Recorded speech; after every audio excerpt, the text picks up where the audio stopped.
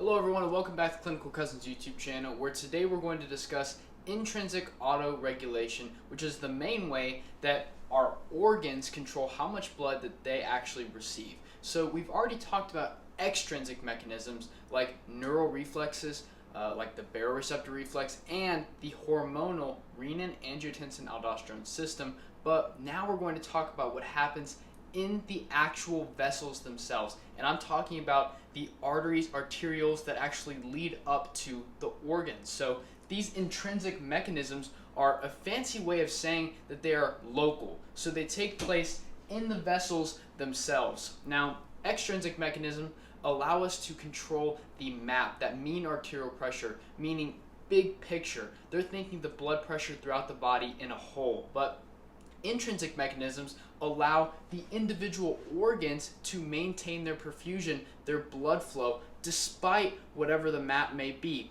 to a certain extent. So if you're thinking about it in terms that you might understand, it might be that the extrinsic mechanisms, they think of the big picture, okay, what is really going on with the entire body, but the local organs, they think, well, what about me? I need to control my blood flow. So be aware that if the MAP gets above a certain value, then the organ will be forced to accept the high pressure. There's nothing more it can do.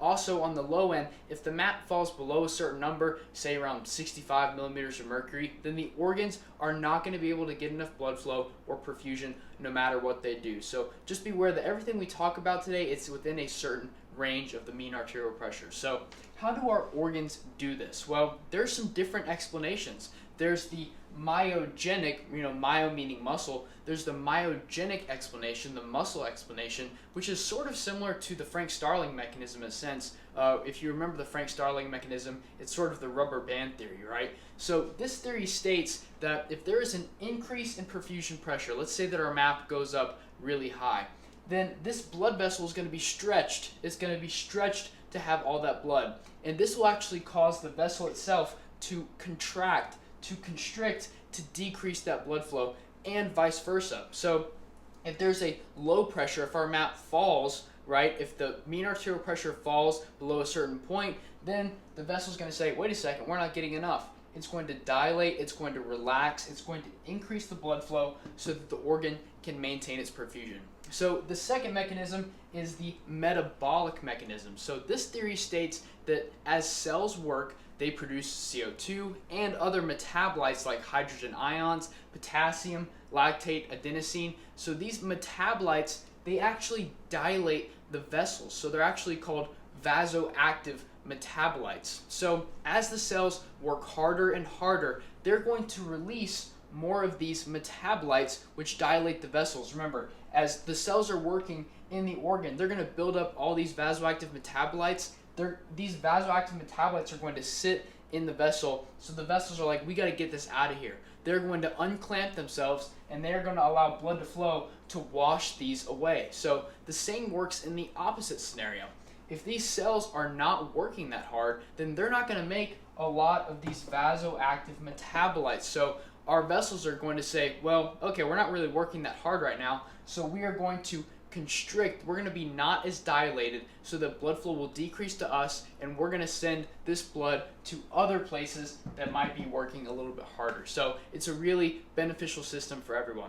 So one of our most important vasoactive substances, there are things like histamine, bradykinin, serotonin, prostaglandins, vasopressin, also called ADH, from our posterior pituitary. So when our cells are destroyed or injured, for example, during allergic reactions, our mast cells are going to release histamine. Mast cells are going to release massive amounts of histamine. So this is a potent vasodilator, and it can drop our blood pressure and cause massive swelling. Think, if you have a systemic reaction, histamine is released everywhere, all of our vessels are unclamped, and it's going to plummet our pressure. So this is why we're going to give a constrictor like epinephrine to protect our airway. We're going to dilate our airways, and we are going to protect ourselves from that massive release of histamine, so we're going to clamp our vessels back down. We also have to know that bradykinin is another potent vasodilator. It's actually broken down by angiotensin converting enzyme, or ACE. So when we give somebody an ACE inhibitor to control their blood pressure, they can actually have a buildup of this bradykinin, and it can make them cough. So this is why if somebody develops a really strong cough, it's not productive, you're not coughing up anything, we're actually going to switch them to an angiotensin receptor blocker like losartan instead. So next we have serotonin. Now this is released by blood vessels themselves when they are injured, when they get a big cut. So it actually makes sense that this is a potent vasoconstrictor. So constriction, clamping down. This is why our patients can have extremely high blood pressure issues when they have serotonin syndrome. So you're taking an herbal supplement, you're taking St. John's wort, you're also taking an SSRI, you're taking Prozac. Well, you can develop serotonin syndrome, you can really mess with your blood pressure.